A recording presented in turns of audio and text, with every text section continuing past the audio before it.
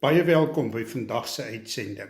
Ek is Joseph Francois Oberholzer van die Ministry of Reconciliation hier in Suid-Afrika. Ons is gevestig in Viliersdorp in die Wes-Kaap. Dit is Dinsdag, die 6de van die maand Shevan 5785 op die Hebreëse kalender, die 28ste Oktober 2025. Daar is Saterdagoggende 3 uur herhaling van hierdie opname. Dit is dan nou Saterdag die 1 November 2025. Vandag se vraag: hoe lief is jy vir God se woord? Psalm 119 vers 97. Hoe lief het ek u wet, dit is my bepeinsing die hele dag. Wat is een manier waarop Godvreesende mense hulle liefde vir God se woord bewys? Honderde miljoene mense en vroue besit 'n Bybel, maar daar is 'n verskil tussen 'n Bybel besit en God se woord liefhê. Kan iemand werklik sê dat hy God se woord liefhet as hy dit selde lees? Natuurlik nie. Daarenteen is daar mense wat voorheen nie groot agting vir die Bybel gehad het nie, maar wat dit nou elke dag lees. Hulle het geleer om God se woord lief te hê en soos die psalmskrywer bepeins, hulle dit die hele dag. Psalm 119:97 wat ons reeds gelees het. Ek lees raak van 'n persoon wat geleer het om God se woord lief te hê, naamlik Nasju Dori.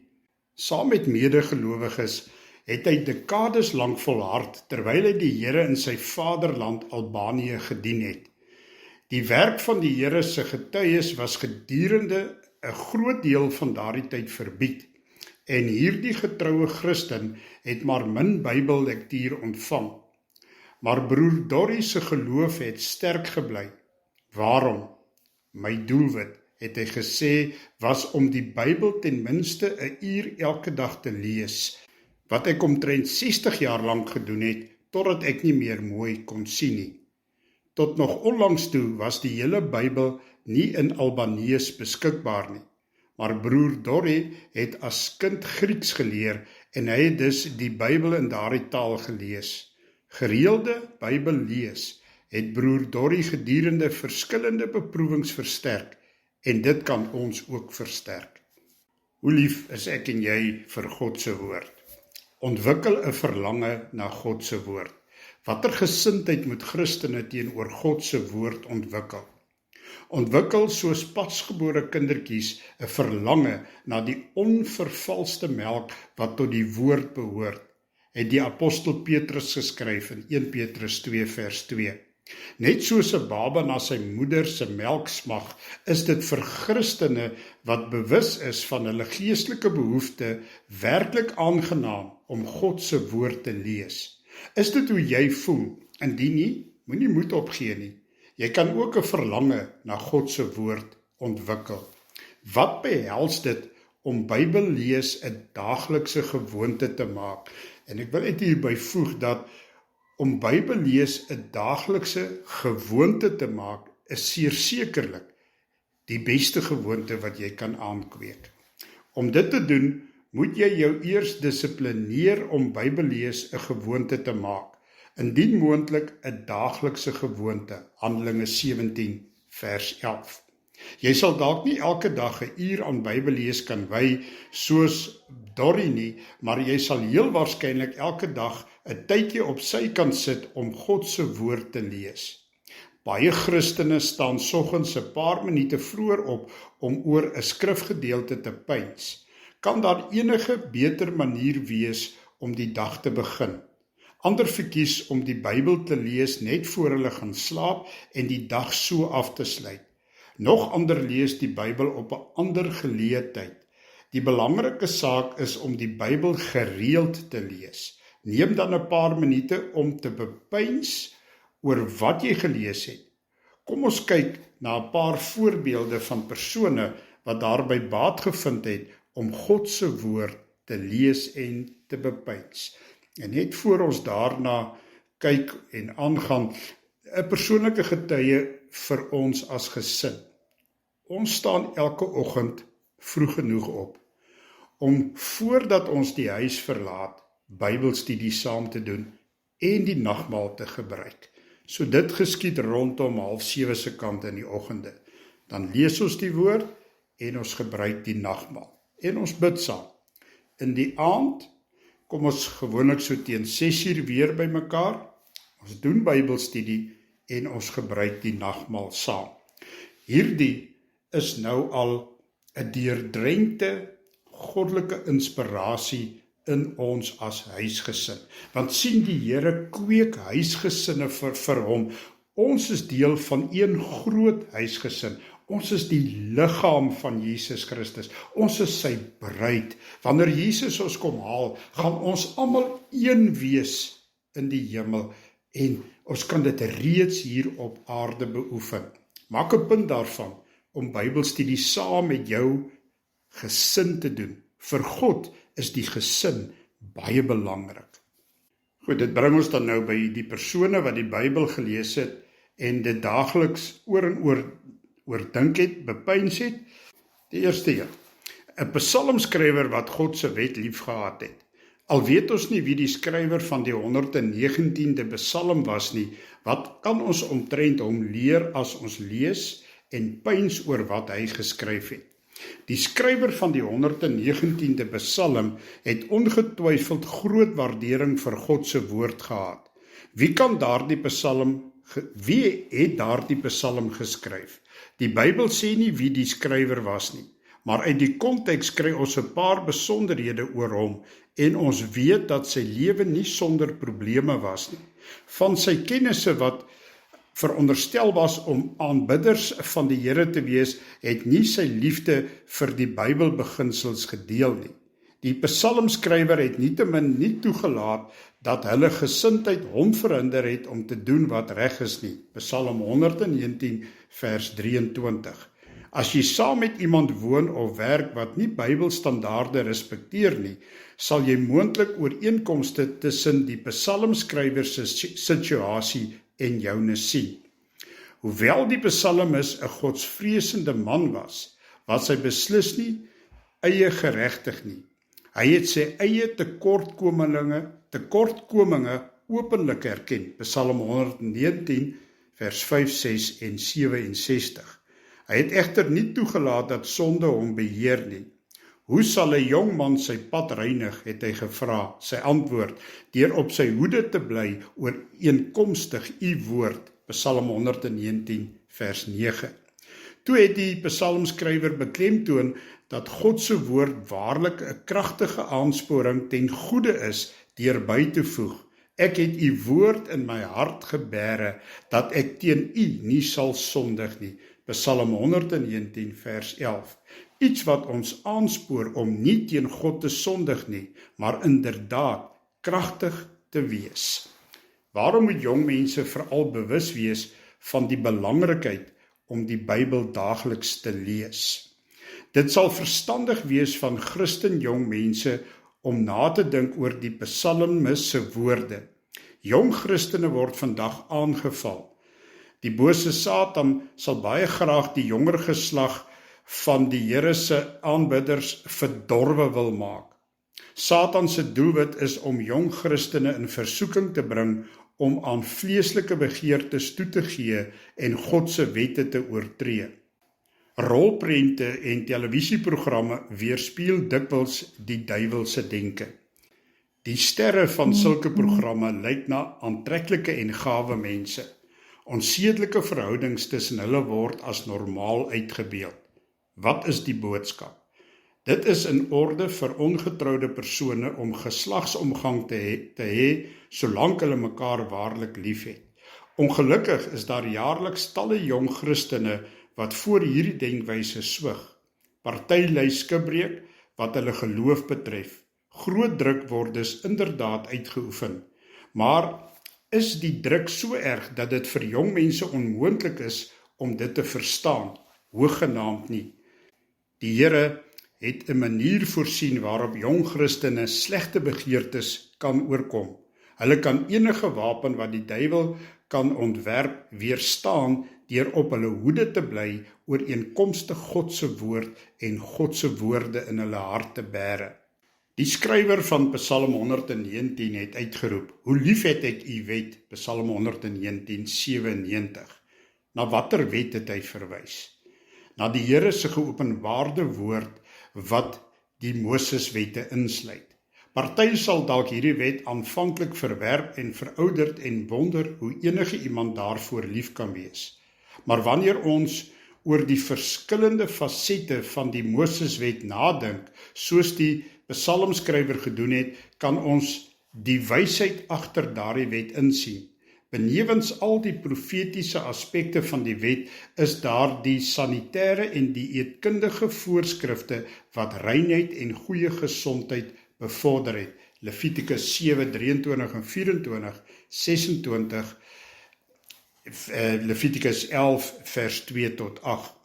Die wet het eerlikheid en sakeaangeleenthede aangemoedig en die Israeliete vermaan om empatie te betoon aan behoeftige mede-aanbidders. Eksodus 22 vers 26 en 27, 23 vers 6, Levitikus 19:35 tot 36, Deuteronomium 24 vers 17 tot 21.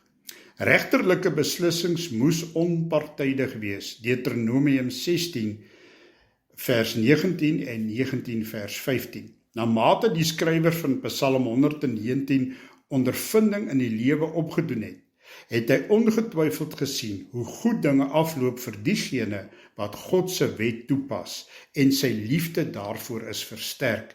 En na mate Christene Bybelbeginsels vandag met welslae toepas, word hulle liefde en waardering vir God se woord eweneens baie groter. 'n Prins wat die moed gehad het om anders te wees. Watter gesindheid het koning Hiskia teenoor God se woord aangekweek? Die inhoud van die 119de Psalm kom goed ooreen met wat ons omtrent Hiskia weet toe hy nog 'n jong prins was. Party Bybelgeleerders voer aan dat Hiskia die skrywer van die Psalm was. Hoewel daar geen sekerheid hieroor is nie, weet ons wel dat Hiskia groot eerbied vir God se woord gehad het. Hy het deur sy lewenswandel getoon dat hy heel hartig saamgestem het met die woorde in Psalm 119:97.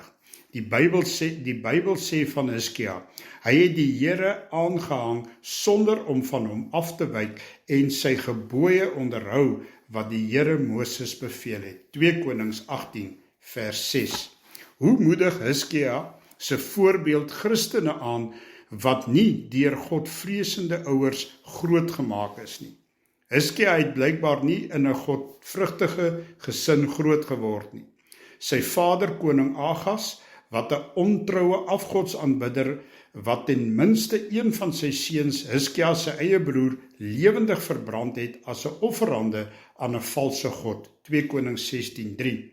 Ten spyte van hierdie slegte voorbeeld, kon Hiskia sy pad reinig van heidense invloede deur God se woorde te leer ken. 2 Kronieke 29 vers 2.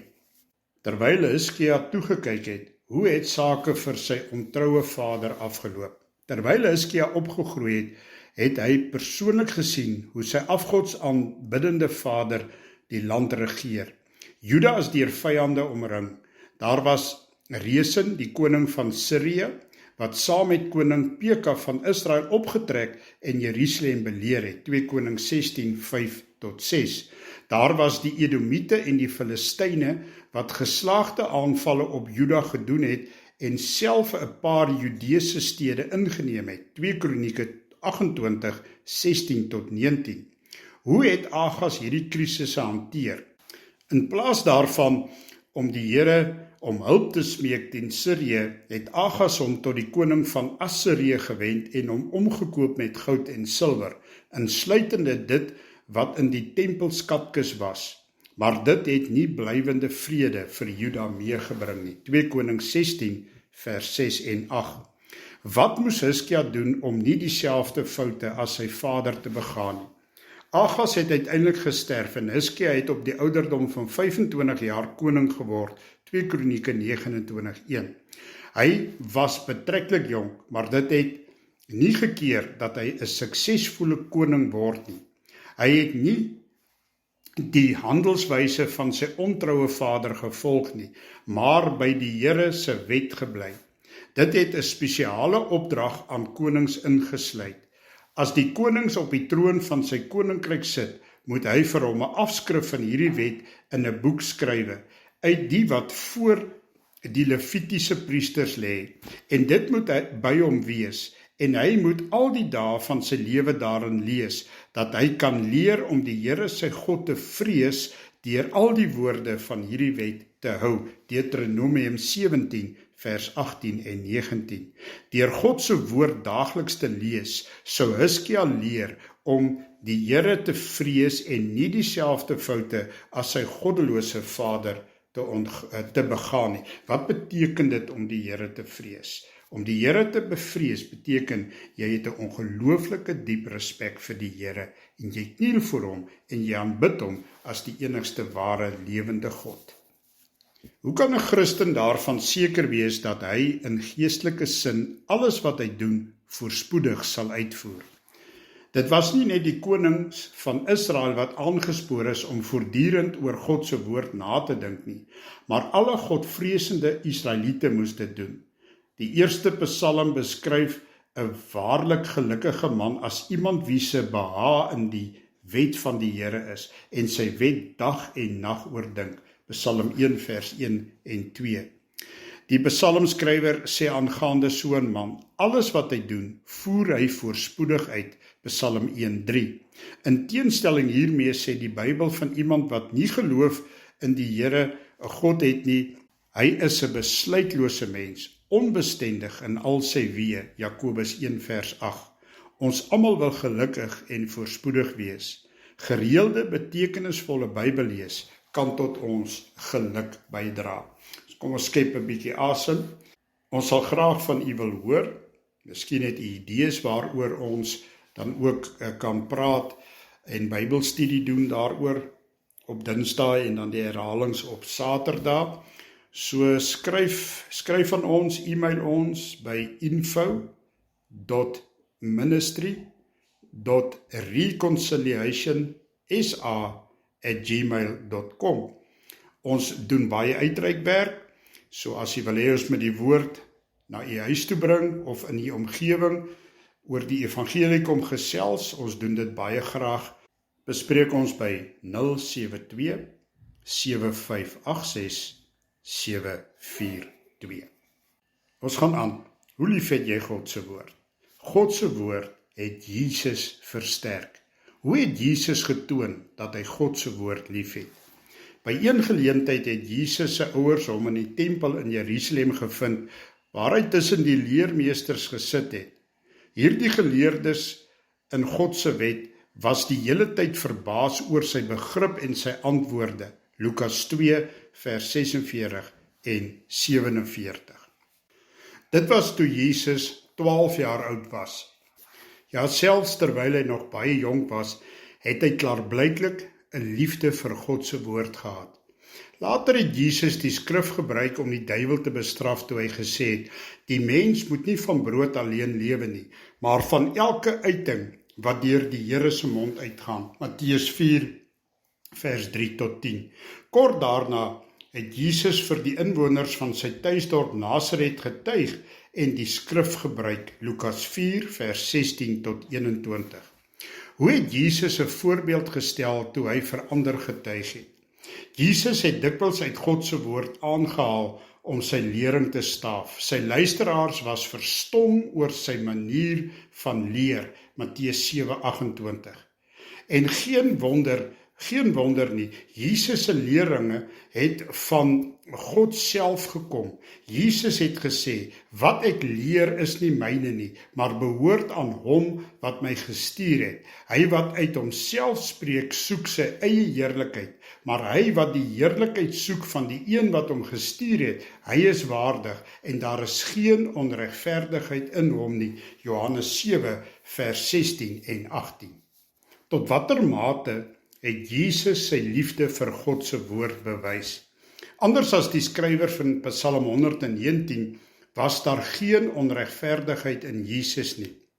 Hy was sonder sonde, die seun, die geliefde seun van God, wat homself verneder en gehoorsaam geword het tot in die dood, Filippense 2:8, Hebreërs 7:26. Maar al was hy volmaak, het Jesus God se wet bestudeer en gehoorsaam. Dit was 'n vername rede waarom hy sy onkrekelbaarheid gehandhaaf het. Toe Petrus 'n swaard gebruik het om te probeer keer dat sy Heer in hegtenis geneem word, het Jesus die apostel berisp en gevra: Dink jy dat ek nie 'n beroep op my Vader kan doen om op hierdie oomblik meer as 12 legioene engele aan my beskikbaar te stel nie? Hoe sou die skrif in daardie geval vervul word dat dit so moet plaasvind? Matteus 26 vers 53 en 54. Ja, dit was vir Jesus belangriker om die skrif te vervul as om 'n wrede en vernederende dood vry te spring. Watter groot liefde vir God se woord tog. Ander navolgers van Christus. Hoe belangrik was God se woord vir die apostel Paulus? Die apostel Paulus het aan mede-Christene geskryf: Word navolgers van my, net soos ek dit van Christus is. 1 Korintiërs 11 vers 1. Soos sy Heer het Paulus 'n liefde vir die skrif aangekweek. Hy het erken, in my binneste is ek werklik lief vir God se wet, Romeine 7:22. Paulus het God se woord dikwels aangehaal, Handelinge 12:32 tot 41, 17 vers 2 en 3 en 28 vers 23. Toe hy sy laaste instruksies aan Timoteus, 'n geliefde medebedienaar gegee het, het Paulus beklemtoon watter belangrike rol God se woord in die daaglikse lewe van elke mens van God moet speel. 2 Timoteus 3 vers 15 tot 17. Noem 'n voorbeeld van iemand wat 'n hedendaagse tye eerbied vir God se woord getoon het. Talle getroue knegte van die Here in hedendaagse tye het eweneens Jesus se liefde vir God se woord nagevolg. Vroeg in hierdie eeu het 'n jong man 'n Bybel by 'n vriend gekry. Hy het beskryf watter uitwerking hierdie kosbare geskenk op hom gehad het. Ek het my voorgenem om dit 'n noodsaaklike deel van my lewe te maak, om elke dag 'n gedeelte in die Bybel te lees. Daardie jong man was Frederik Frans en sy liefde vir die Bybel het daartoe gelei dat hy 'n lang, suksesvolle lewe in die Here se diens geniet het. Hy word met geneentheid onthou vir sy vermoë om hele hoofstukke van die Bybel uit die hoof aan te haal. 'n ander voorbeeld wat in my gedagtes opskiet, is die van Billy Graham. Die Here se getuies lê groot klem daarop om die Bybel gereeld te lees. Hulle lees elke week 'n paar hoofstukke van die Bybel ter voorbereiding vir een van hulle Christelike vergaderinge, die Teokratiese Bedieningsskool. Glanspunte van die toegewende skrifgedeelte word gedurende die vergadering bespreek. Partygetuies vind dit makliker om die week se skriflesing in 7 kleiner gedeeltes te verdeel en elke dag een gedeelte te lees. Terwyl hulle lees, pyns hulle oor die materiaal. Wanneer moontlik doen hulle bykomende navorsing met behulp van Bybelpublikasies. Wat is nodig om tyd in te ruim vir gereelde Bybellees? Jy sal dalk tyd moet uitkoop vir ander bedrywighede om die Bybel gereeld te lees. Efesiërs 5 vers 16. Maak die beste gebruik van elke geleentheid, want ons lewe in 'n goddelose tyd.